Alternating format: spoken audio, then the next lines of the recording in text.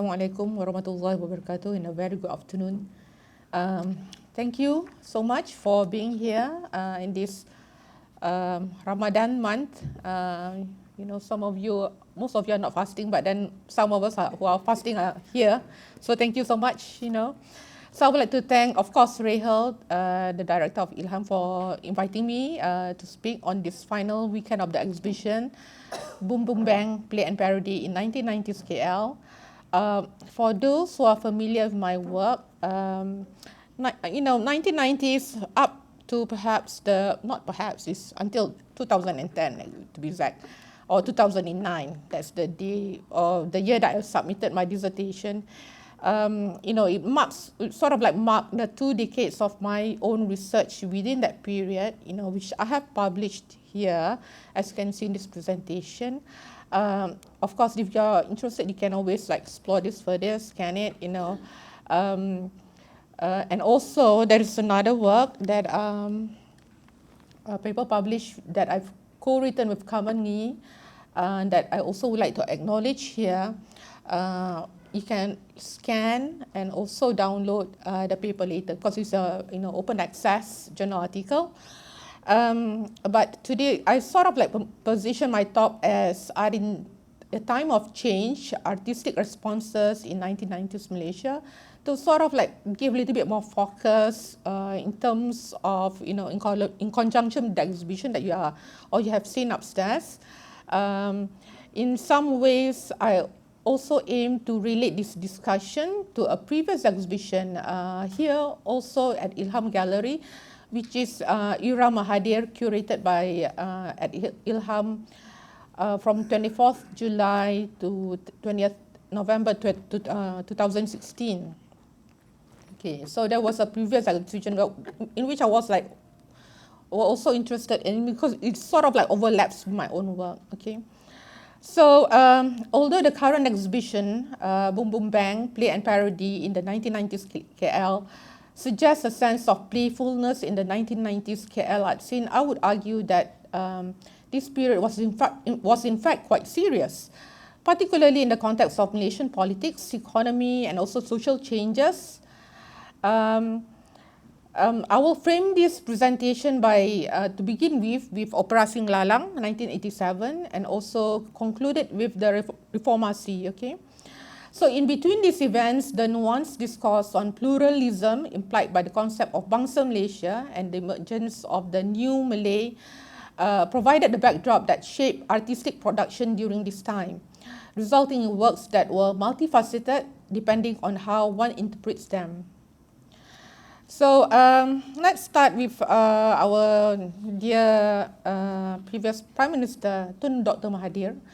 Tun Mahathir Mohamad, during his first premiership, propelled Malaysia as one of the most prosperous economies in Southeast Asia during the decade. This was also the time in which authoritarian structures and tendencies were imposed that could also be observed seen as aligned with the vastly accelerated rates of economic growth and the restructuring of Malaysian economy. Francis Loh and Khan described this period as when contemporary Malaysia was characterized, I quote, characterized by a very fragmented vision. This could be observed through the, I quote, the proliferation of discourses and or cultural practices which are either implicitly or explicitly particularistic and which seek to replace or resist the imposition of universalistic value systems generally assumed to accompany modernization. So in the arts, okay, I'm starting off with a little bit of academic, introduction here. So in the arts, Mulyadi Mahmud have used the term era pluralis in discussing the period of the 1990s, which he had briefly discussed in chapter 14. And perhaps you can look back to Mehran Kamravas, he's a professor of government, who argues in his book, Cultural Politics in the Third World. He pointed out how culture goes beyond providing aesthetic pleasure or as a stand-alone phenomenon. Okay, so I quote him lengthy here, which I'm not gonna read. But also, of course, other scholars as well, for example, Francis Loh, in Building Bridges, Crossing Boundaries, Everyday Forms of Interethnic Peace Building in Malaysia, said that the resistance of the arts and cultural groups against authoritarian rule was not necessarily in the form of overt expressions, but could also be seen in a much subtle manner that did not necessarily lean towards oppositional politics. It could be subtle and embedded in the realm of everyday life. Okay, so basically, Low was saying that there are things that we do every day that also can be considered as political. That is not overtly, straightforward, very literal. You're talking about politics, but there are subtle things that you still do, but still can be seen or addressed as being political. So in the realm of visual arts itself, the decades of the 1990s witnessed the proliferation and exploration of various art forms in the practice in the field, as you can see part and parcel in the exhibition itself on the 5th floor if you haven't been to. So, let's begin with the 1994 exhibition, Warbox Lalang Killing Tools, a 3-artist showcase featuring Bayu Utomo Rajikin, Raja Sharimat, and Wong Ho Cheong. So I would like to give a little bit of description here. So the opening night followed the usual art exhibition scene, but with a notable difference. The gallery was filled with predominantly young Malay men dressed in punk aesthetics. Clad in black, they wore well-worn T-shirts with DIY silkscreen band logos and political slogans, faded and studded leather jackets, ripped skinny jeans, heavy boots, and in some cases, mohawk hairstyles. Their primary reason for attending the opening of the show, was not the visual artworks, but actually in the opening act, there was also a live performance by the Malaysian punk band Cabaret Tedang. You'll see upstairs. So that during the opening that evening, the tranquil surroundings of Balai Seni Lukis Negara, were transformed by the band's high energy performance, its sound extending beyond the gallery into the urban nightscape of Kuala Lumpur. So through the opening of the event, Wong Ho Cheong sought to bridge two distinct subcultures, the mainstream art community and also the underground punk music scenes. Despite sharing the same urban space, these groups rarely intersected.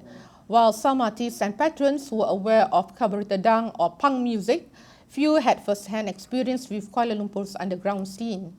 So beyond the live performance, Warbox Lalang Killing Tools held deeper significance within the 1990s Malaysian art. The exhibition required negotiations with the former National Art, with the National Art Gallery that is formerly at the current Majestic Hotel, to incorporate unconventional elements such as transplanted lalang or weeds. You can see Wong Ho Cheong planting the weeds here, and also sharp and also hazardous sculptures placed near the public, in the gallery. Balancing artistic vision with institutional safety regulations presented a significant challenge. So God knows until today, I'm not really sure how does this happen. It is, within the national institution. So basically, Wong Ho Cheong strategically planted the rhizome on the lawn of the National Art Gallery, symbolically integrating it into the manicured urban landscape. The work culminated in a performative act in which Ho Cheong, wearing a gas mask and protective gear, sprayed herbicide over the cultivated lalang. You can see in the video upstairs. So a week later, he completed the piece by cutting and burning the plants, reinforcing its critical engagement with political and social discourse. So, now for the current generation, maybe you have no idea what the heck is Ho Cheong doing, but this installation was done 7 years after the internal conflict within UMNO and also the increasing debate by the Chinese education groups started to jeopardize the interracial peace in Malaysia under Mahathir Senor.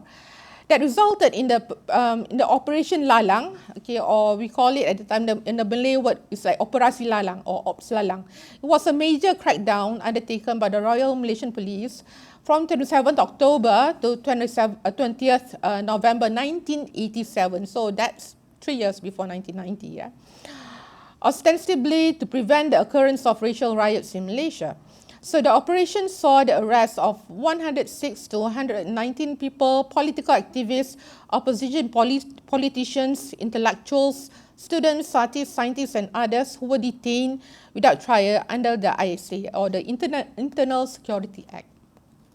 So, although I began by highlighting Warbok's Lalang killing tools and Hoi Chong's Lalang installation performance, for me the 1990s was a particular fascinating period, perhaps because I was a teenager then and later pursued my studies in the Klang Valley. I vividly remember how dominant Mahathir's Vision 2020 was. We listened to and sang the Wawasan 2020 patriotic song, of course, without questioning, any of it. Okay, we were sort of forward-looking. 2020, everybody can fly. The cars can fly. But of course, that didn't happen. All right. So when discussing the 1990s, we must not overlook the way forward. So another image. Okay. A screenshot, okay, the headline of the Lalang, some of the people or the politicians that were detained at the time, okay. All right. So of course, when talking about the 1990s, we cannot overlook the way forward speech, which was introduced by Mahathir introduced his Vision 2020 on the 2nd February 1990, in which the book was later published in 1999, but the speech was actually in 1991. The speech had captured the nation's imagination, setting the ambitious goal of Malaysia becoming a developed country by 2020. A particularly significant aspect of the speech was Mahathir's use of the term Bangsa Malaysia, which suggested an inclusive national identity for all Malaysians. Goh Beng Lan observes that this vision opened up discourse on pluralism in Malaysia, potentially encouraging more voices to challenge the state's constructed narratives. And either directly or not, it was also during this time that artistic explorations and experimentations by artists happened, not only in the terms of experimental explorations that we could observe through Warbok's Lalang killing tools, for example, but it was also a time that various collaborations between visual artists and performing arts through 5 art centers were made. Okay, so we have several of the installations or events that 5 art center have organized. Among them, besides Warbok's Lalang killing tools, is 2 installations at MIA. We have altar art at Fort Canning in Singapore. What about Converging Extremes at Gallery 1, and of course the Screen Trilogy at National Art Gallery, Kuala Lumpur. So on top of that, there were more in terms of artworks, reflections on the minorities, on their social and cultural conditions, and even religious practices started to be highlighted. So as a case in point, besides this kind of exploration and experimentations between visual artists and performing artists, we also have visual artists who started to be sort of more critical in the context of their work. Okay, so for example, Liu Kungyu's installation performance entitled "Who Am I?" and Chinese prayer altars were his own criticism of the cultural religious practice among the Chinese communities in Malaysia. The work is site-specific installation comprising 3 interconnected components: pre-recorded video footage, a physical installation, and also a performance piece.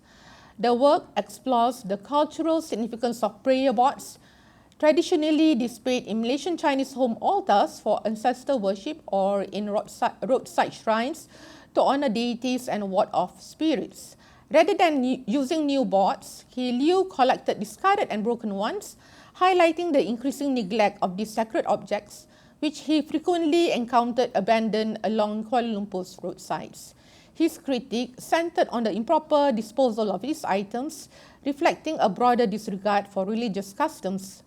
So, beyond displaying the boards as static objects, Liu sought to animate their life cycle from ritual use in Chinese homes to their eventual disposal through both spatial design and performance. in an atmosphere that invited reflection on the object's cultural and spiritual significance. Another example is Tan Chee Kwan. Okay, in this work, you can see here the broken stage for young artist. He, during the 1990s, created paintings and installations reflecting his own personal struggles, specifically the challenges or the challenge that he had pursuing an artistic career due to his family's economic situation and his Chinese school background. His works from this period largely drew upon his Chinese upbringing, social interactions and experiences in the broader Malaysian art scene where he felt marginalized. Okay, let's go to the second point. Okay, if fragmented viewpoints were evident among the non-Malays, the emergence of a consolidated new Malay middle class or Melayu Baru also became significant topic of national discourse. Their presence not only redefined and reshaped Malaysia's class structure, but also advanced the agenda of modernization and the transformation of Malay society and by extension Malaysian society as a whole.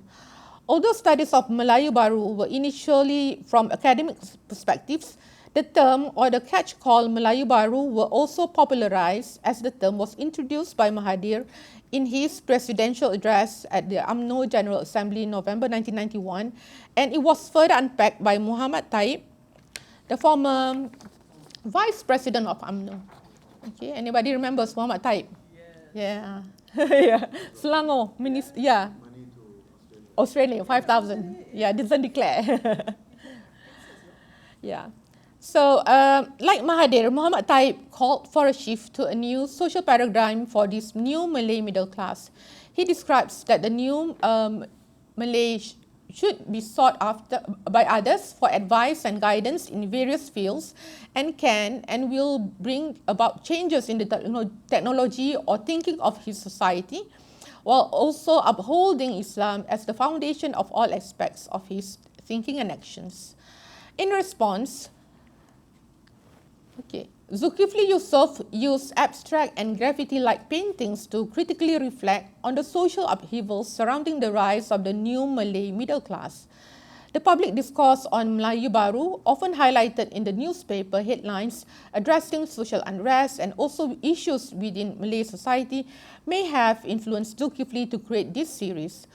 Both critical and satirical, the titles of his paintings echoed the societal conditions frequently portrayed in these headlines.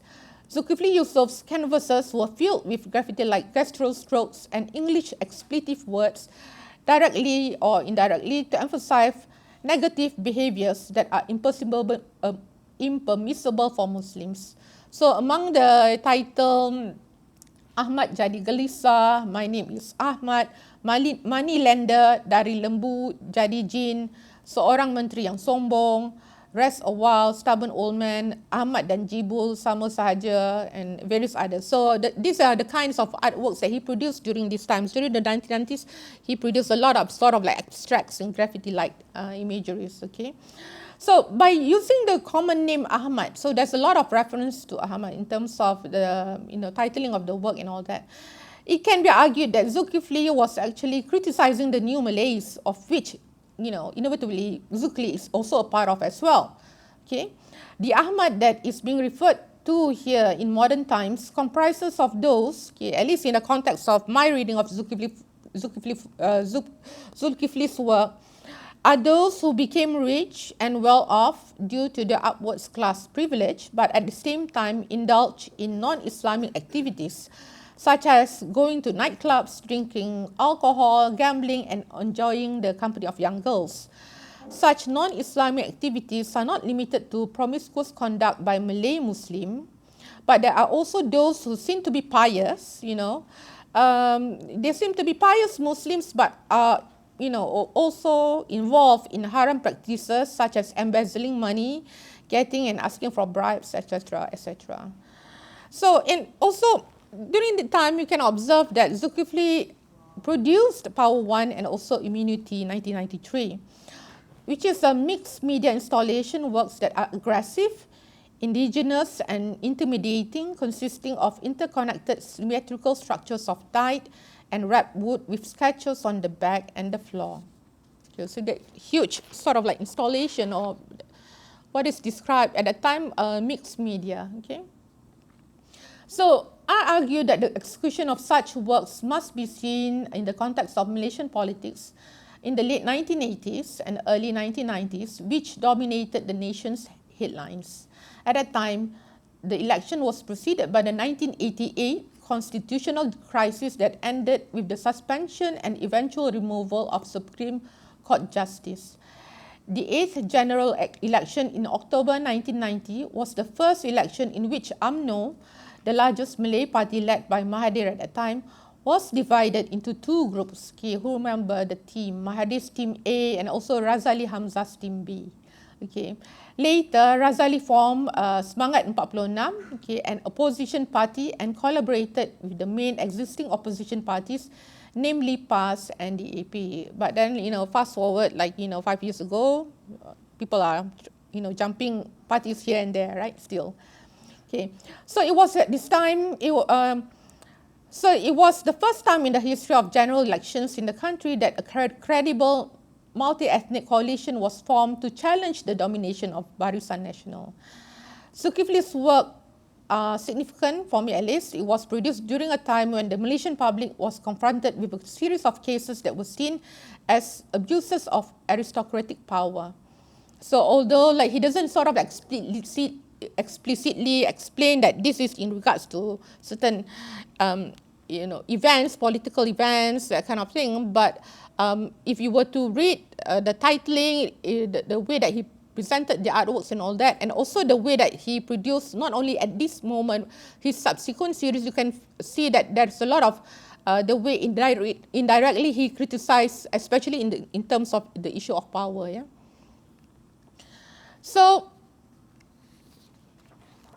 not only Mahathir's Vision 2020 started to capture the nation's imagination with the aim that Malaysia become a developed country by 2020, the 1990s were also imbued by Malaysia Boleh. Okay, it's still going on, right?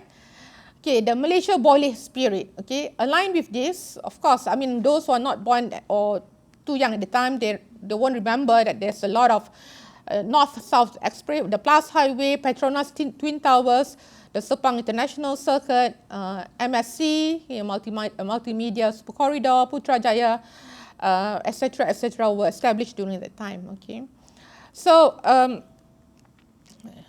of course this is initially it was a Milo slogan, but Mahathir took it up maybe indirectly, and it becomes such a huge call during that time, and I think even until today. Of course, there are people sort of say things like "boleh land," a negative insinuation of the bolehness in Malaysia, right? Right. So okay, but as I'm sure that you have entered the exhibition upstairs, okay, an installation view of Liew Kuan Yew's Pasti Boleh show can one, okay, typically shows a playful, kitschy environment filled with elements like a red carpet, generic trophies, a photo booth backdrop, and potentially cutouts of figures representing the can-do spirit of Malaysia during the 1990s, to this series of picture collages as a trophy, okay, in a glass box. So you can see all these various mega iconic projects, cut and collage, and there were lightings and all that, right, in upstairs.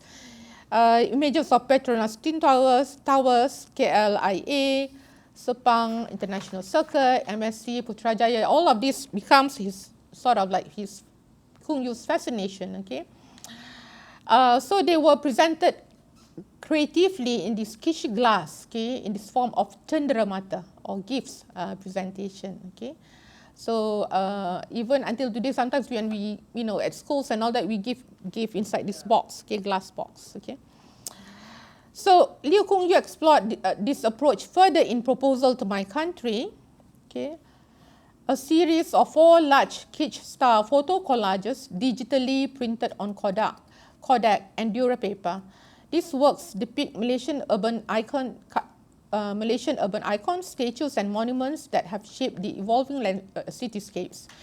In Metropolis Warisan, for example, images of Kuala Lumpur's flyovers, historical buildings, mosques, LRT, and skyscrapers are exaggerated to glorify urban infrastructure. Framed in gilded borders, the series parodies national representation, critiquing Mahathir's nation building vision by exposing its kitschy and also garish aesthetics. Okay.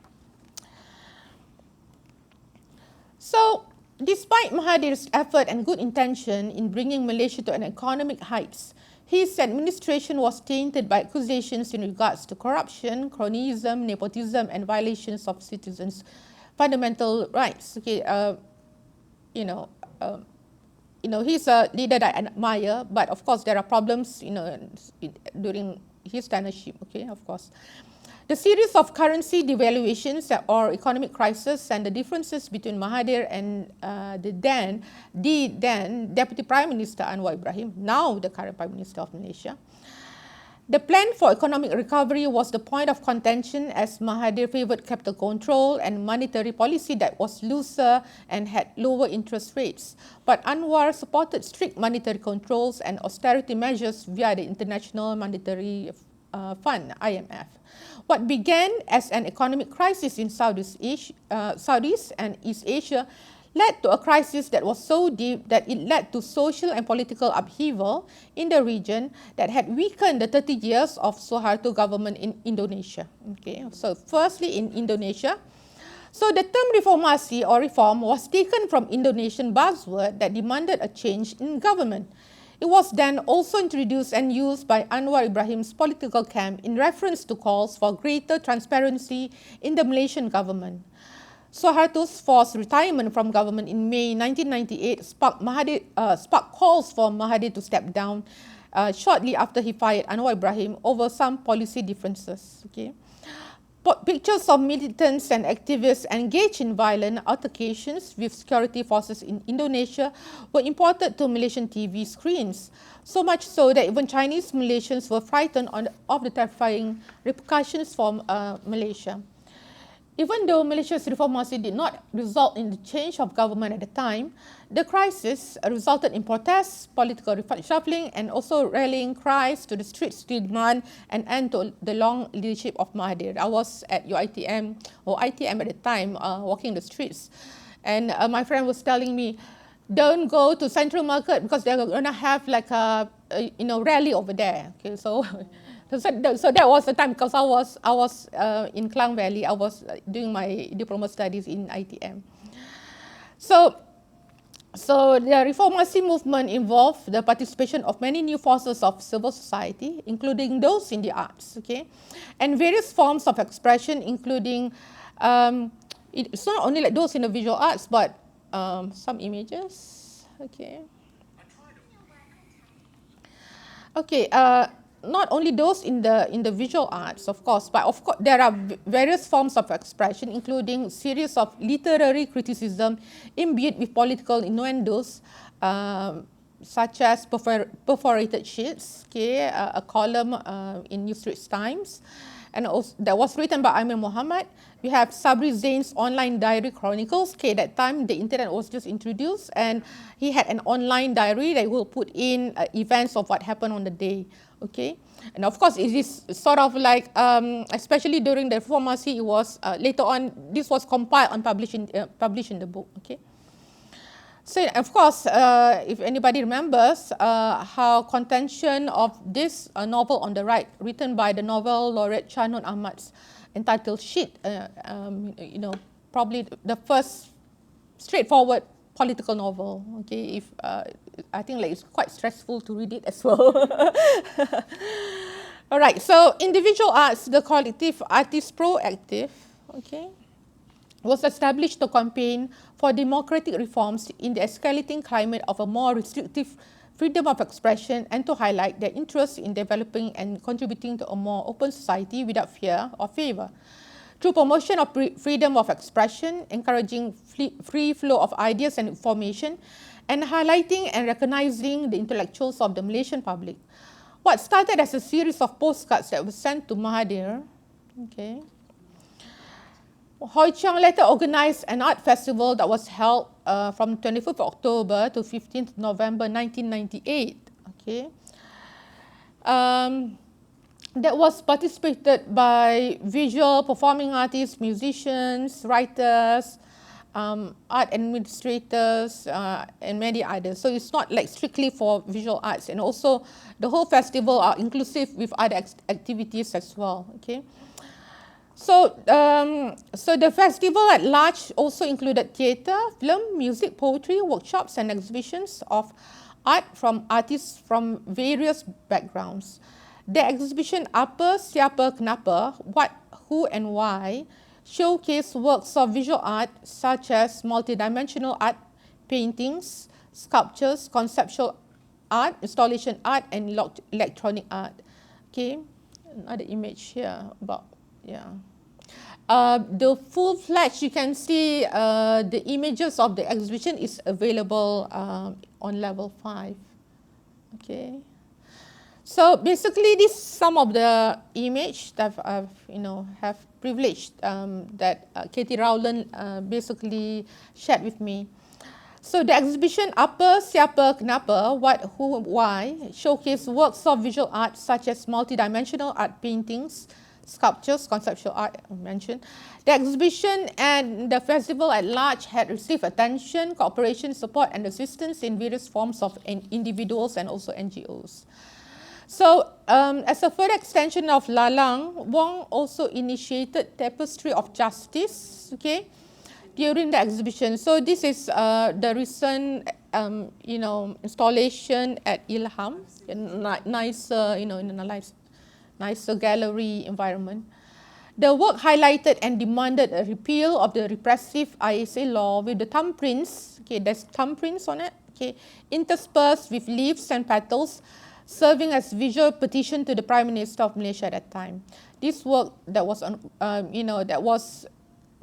an ongoing work up until 2004 was read by Antoinette as a symbol of the power of people against the government, and the tapestry itself symbolized the fragility of the human rights situation in Malaysia. A beautiful but politically charged artwork regarding the ongoing petition against the Internal Security Act, or ISA at the time. So on the right is Ahmad Fuad Osman's Malaysian Dilemma, 1998. It was an installation that consisted of a bed that was laid out with a cow's skull and various rubber gloves printed with text or slogans such as Bersatu Teguh, Bercerai Roboh. Okay, if you remember this, mean that you are old. Okay, Bersatu Teguh, Bercerai Roboh, tanggung jawab, okay, survival of the fittest, etc., etc. Okay, I remember. Bersih cekap amanah. Anybody remember that? You're old like me. Or maybe older. Okay, all right. So the bed was encapsulated with a mosquito net. At the end of the bed, on the pillow, a short timber ladder was laid against the wall going upwards. At the bottom of the ladder, although Ahmad Fuad's work does not address the issue of human rights specifically, but the artist referenced by the title of the work as Malay, in bracket Shen, okay, Malaysian Dilemma 1998, okay, it's actually a direct reference to Mahathir's Malay Dilemma book that was initially published in 1970.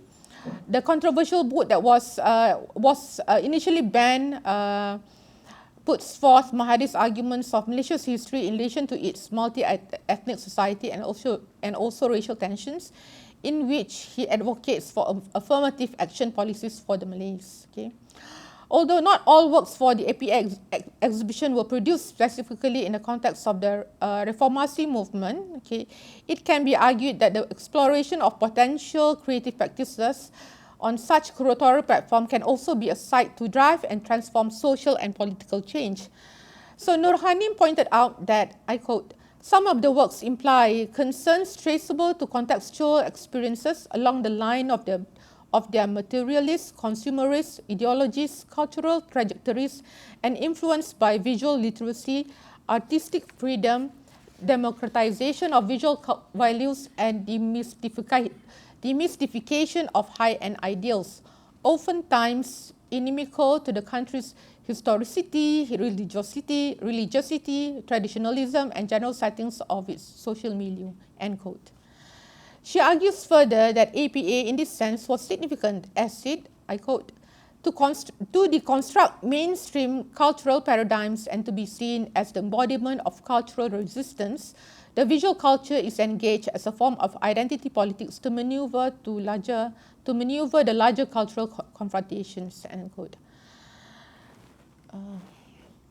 So it can be argued that class fragmentations and Bangsa Malaysia, the idea of developmentalism and Malaysia Boleh, had allowed not only a more multi-ethnic but also a more representative cultural identity and a more artistic critical stance of what is happening in Malaysia at that time, during that decade.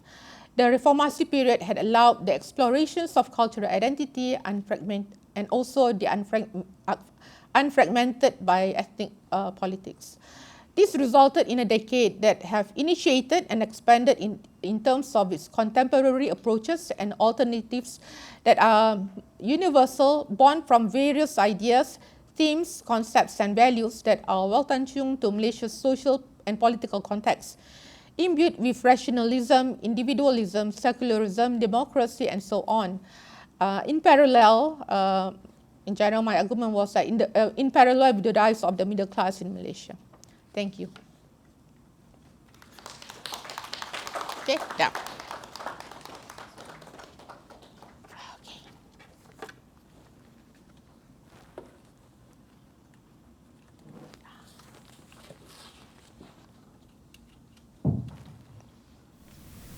Thank you, Dr. Sarena.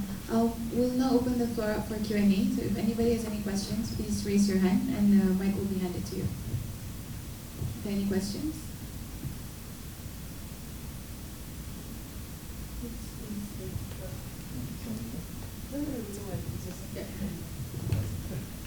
Thank you, Professor Sarena. Very interesting insight and so refreshing to hear talk about art rather than sociology and literature. Yeah.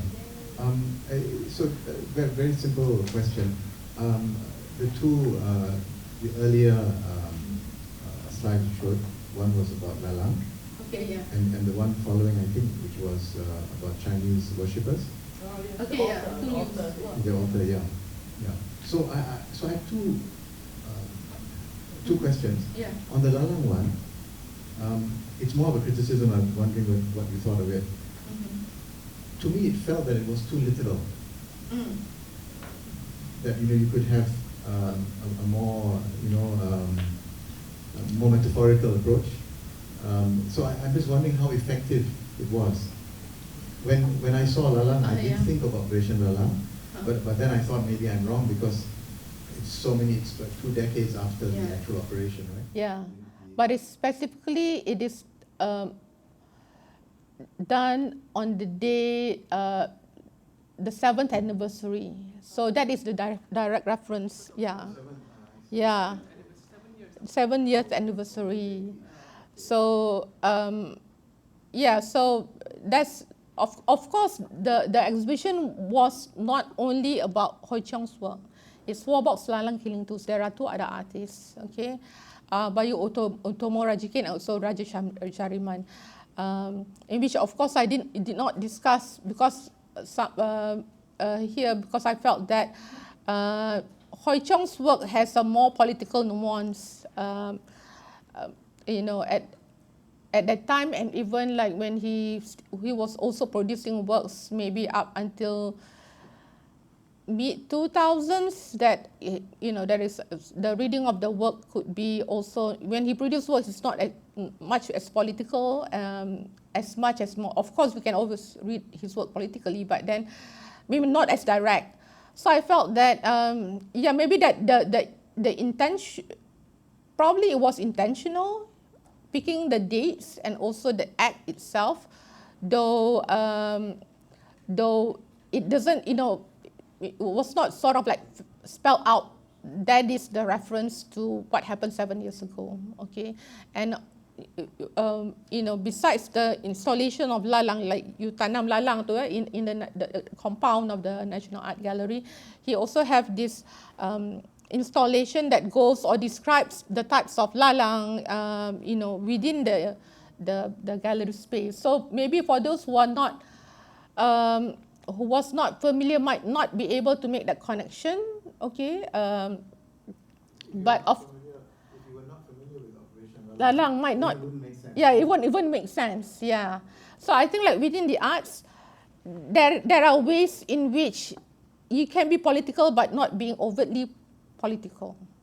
So the readings can be like a bit ambiguous.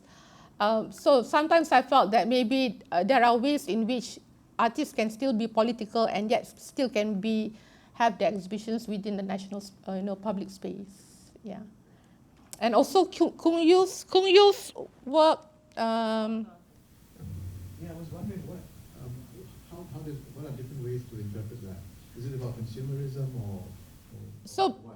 So basically, he collected these prayer altars. Okay, and it's if you were to see this is that's the TV. Okay, and the performance, and of course this is the still or photograph of the event itself. Okay, the performance. First they record the video, then they have it installed within the space, and of course then they have the performance on site. Okay. It's his own criticism of the ways Chinese dispose the prayer altars. So then you have, the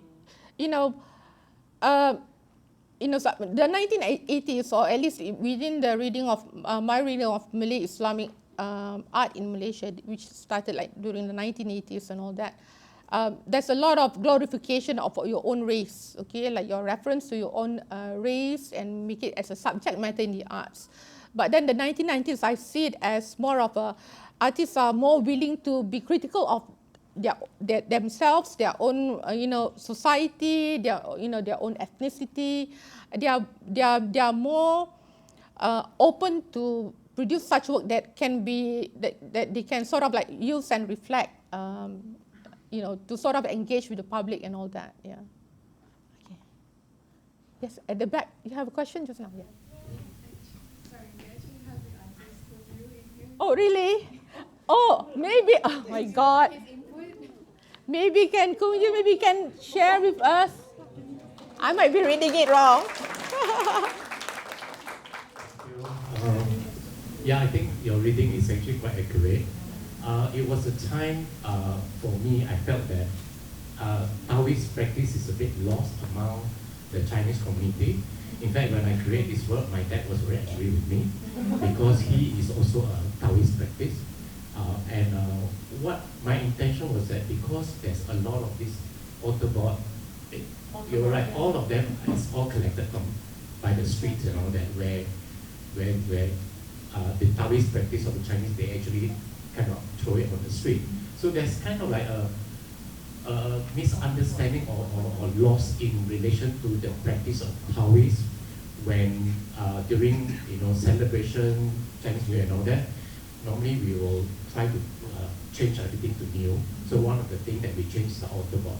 So we have to change the altar board from the old one to the new one. So the thing is, when a lot of the practitioners, they actually don't know what to do with it. By right, there's a ceremony when we take the altar board out from the altar, and a prayer ceremony. So when you do that prayer ceremony, you invite the god to leave the board. So in another way, it's just another board. So you can just throw in the dustbin. If you respect it so much, then maybe you wrap it nicely and throw it in the dustbin. Or if not, you burn it away. Or take it to the temple and burn it away. But unfortunately, a lot of Taoist practitioners, they actually not sure what to do with it. So they abandon on the street. So my intention is to actually go and collect all those boards and then raise up the issue to the public. And the documentation on the video is why I use the video is actually where I document where I collect them. So there's all the evidence of where I found them. And also for this piece, like you say, it's a, we have a lot of collaboration between visual artists and theatre practitioner. So it's a collaboration with Marion De Cruz, the dancer, to help to present this work. And when we present this work, we didn't even know the term installation art or the term performance art. So we just need the need that we need to do, the need that we need to voice out. Thank you very much. Thank you so much, Dr. Patel. Do you have a contribution?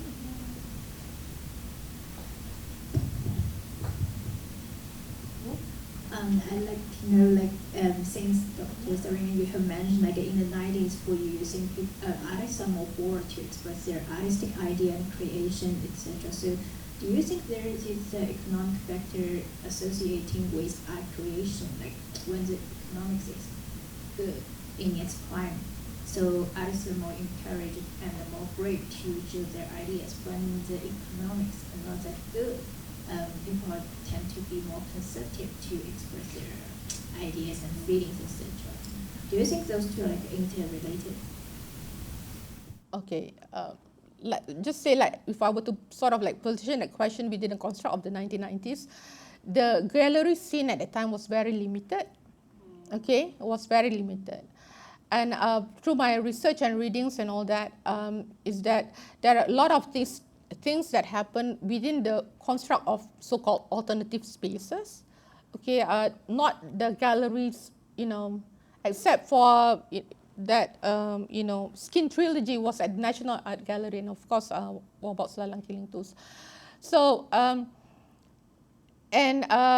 so the gallery scene was not as many as what we see in Kuala Lumpur today. Okay, and I think that does not sort of hinder the artists to produce works that how they wanted to produce, because they don't wasn't, I don't think that it was their intention to make the art or the form of art that can be sold. So having to position it within the larger white space or white box was not the main issue. Okay, the whole idea was that to put it out there, or to be able to express as what they wanted to express. Okay, despite the limitations of space, despite maybe the support or maybe the oppression that they felt at the time with the APA and things like that. But then artists were working together to sort of collaborate and put in their perspective into the national, dialogue. But if there are direct correlations, I wouldn't say there would be a direct correlation so much. But if you see now, there are more well-established galleries today, like commercial galleries, then we have institutional galleries, and we have galleries like ILHAM. But does that make works produced during these times more interesting? To a certain extent, I would say no. Maybe not as much, because then artists seems to be sort of conform with what the gallery wants or what can be sold within the construct of the gallery. So to be able to have some sort of alternative space or wanting to work within the, not within the capitalist, economical, capitalism, money exchange, labor exchange, whatever, is very important to me, as if the artists have ideas or a willpower that they want to get together and to do some interesting works, it doesn't have to be within that a confinement of a white box confinement, yes. Okay, thanks. Okay, thank you.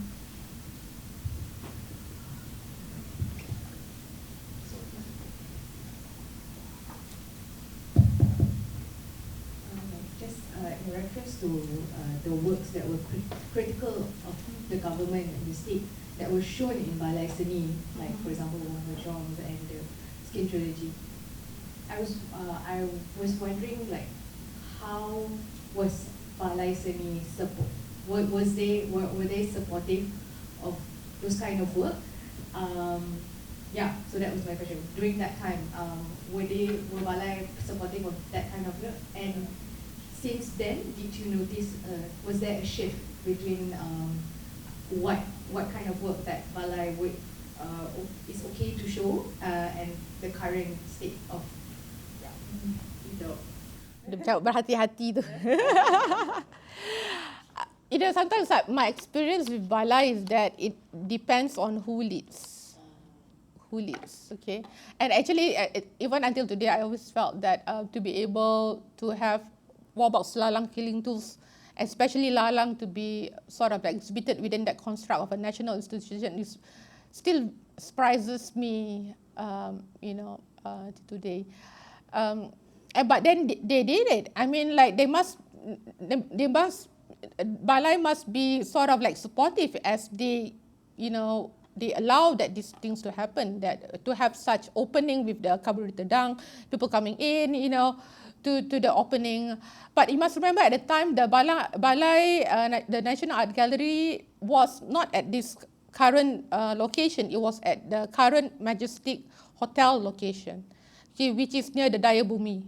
So it was a small space. It was a small, bungalow. A huge bungalow, but small in comparison to the current balai. But of course, current balai has its boards, has its a lot of layerings of bureaucracy and all that. Of course, I think like to a certain extent, curators wanted to facilitate such exhibitions, but they also have to negotiate within its own structure, okay, and also if anything happens or if anything gets reported or complained, and nowadays with social media and all that, if you just shout or post that something that you don't like, then it gets, how it sort of like, gets spiral. And I think like most people probably would not, at least in that position of a national institution, would not want to have to handle such repercussion if anything gets sort of like spiral out of context, especially. Sometimes it is always out of context. Yeah. Yes. Yeah.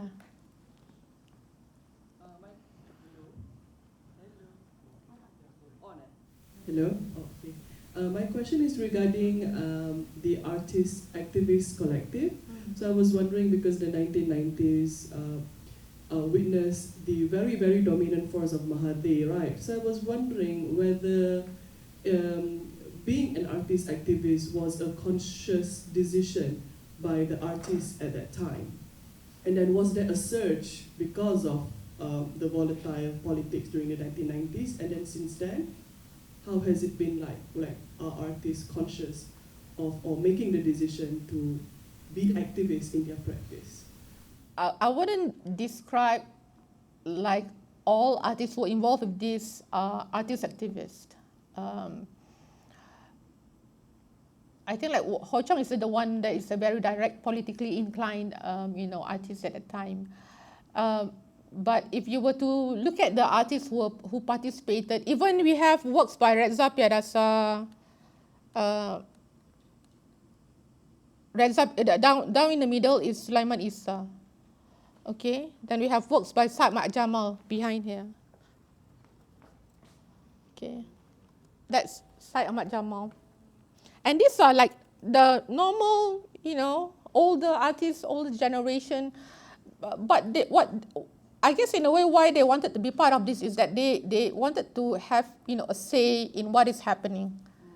Yeah, there were a lot of like, okay, let's do this. We want to respond to the volatile situation in Malaysia at that point. Yeah, but I think that today, for me, I do not know. I just felt that today artists are not so,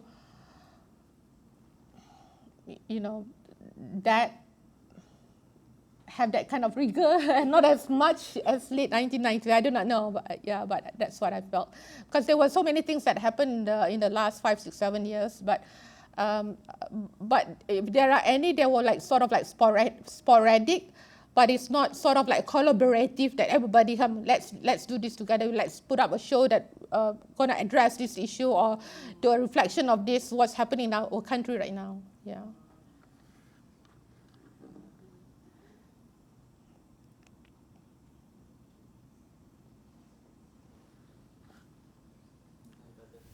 Hello, Dr. Sarena. for the talk. I was just wondering from like questions from everyone and the comment that you just made that artists currently don't have that same rigor. Maybe you can disagree with me. No. Actually, I'm also wondering the same thing because I don't mean anything by this, but I was born in the 90s, so a lot of this was I wasn't aware until in my university when I learned a little bit about Malaysian history. But now I'm in my 30s and I'm looking at galleries and like what you said, artists are conformed to the white box and knowing that you are a faculty member at an art school. So I'm just wondering, what do you think, why is that? Because I have some feeling it's like maybe the fabric, socio-political fabric is different. We are more expressive now with social media. We don't really need to be covert. We can just shout on Instagram or Twitter. So there is a lot of dampening of that. Because if we are unhappy or we are anxious, we just complain and we just post it, and then somehow we have the catharsis and well, that's it, and we made a lot of noise. But obviously, then now a lot of monitoring, social media monitoring, akta sakit hati, all those things, and people are also less willing to put themselves out there. And also like a question from about economy, I think young people nowadays are also less concerned about what is happening around them rather than what is happening to them, and what is in their hands to improve their life, their social lifestyle, whatever. So this is just something that has been running in my mind throughout, because to me it's so interesting to look at artists who may not have the economy in the forefront of their mind, but they just want to put something out there, catharsis, right? Or to say something as form of expression. But nowadays, even our generation, we don't have that. We just accept things as it is. I'm not sure what it is. Is it how we are taught to be, and subconsciously, so when you are in your faculty school of arts, I guess my question is, what do you notice young people now, art students are spending their time on or anxious about in their psyche, I guess? I think your question is a valid question, okay. But remember, like today, I don't know, my students were all born with handphones in their hand, okay. So they already have all kinds of information, okay. And remember how the feeds sort of like, my concern is always what we scroll, or when they say the phone can listen to you. So whatever it is, you have a certain perspective, and only that kind of feed will come up on your phones, right? So then you might not be aware of what is happening. Okay, do you subscribe? I mean, if you don't watch TV anymore, you only watch Netflix. Okay, I do that. Sorry. Yeah, so, yeah, but when we were growing up, there were nothing else except TV, 3 channels. TV1, TV2, TV3, newspapers, and they are all mainstream newspapers, okay, and radio, RTM, okay, RTM. There were, I think, probably very limited private, okay. So that is what we sort of like consume every day. So what we read, what we see on the news, we are forced. I don't know. I mean, but I don't know about your family. Like 8 o'clock, you have to watch the news because there's nothing else, okay.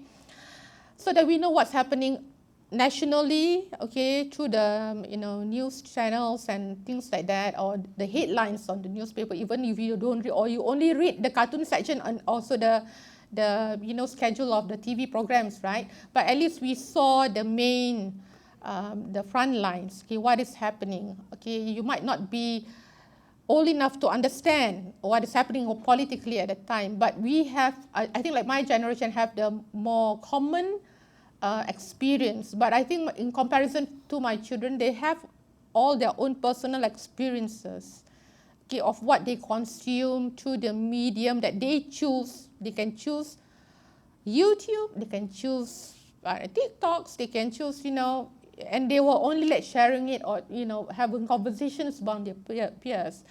I don't know, maybe I just felt that maybe I also cannot make them sort of like, you have to watch news every day at 8 p.m., for example, right? But yeah, I mean, today's generation, I think they can be able to pick and choose if you choose living in a bubble, then you would only be living in a bubble. Then you will not be responsive of what is happening.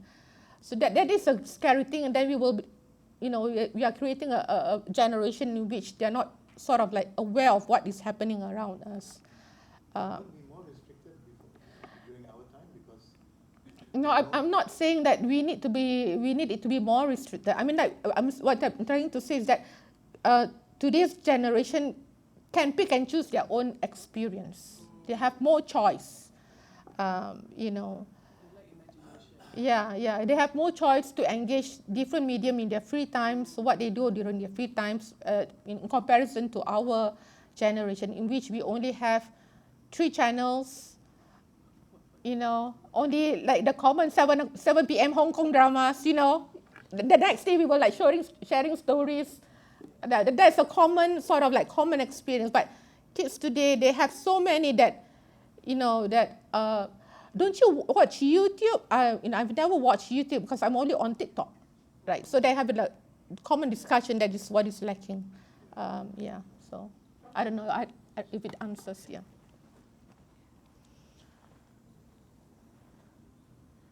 there any other questions?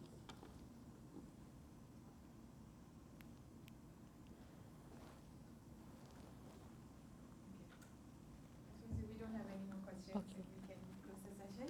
Okay. All right. Thank you so much for being here on this Saturday afternoon, and happy International Women's Day. And selamat berbuka puasa, everybody. Yeah.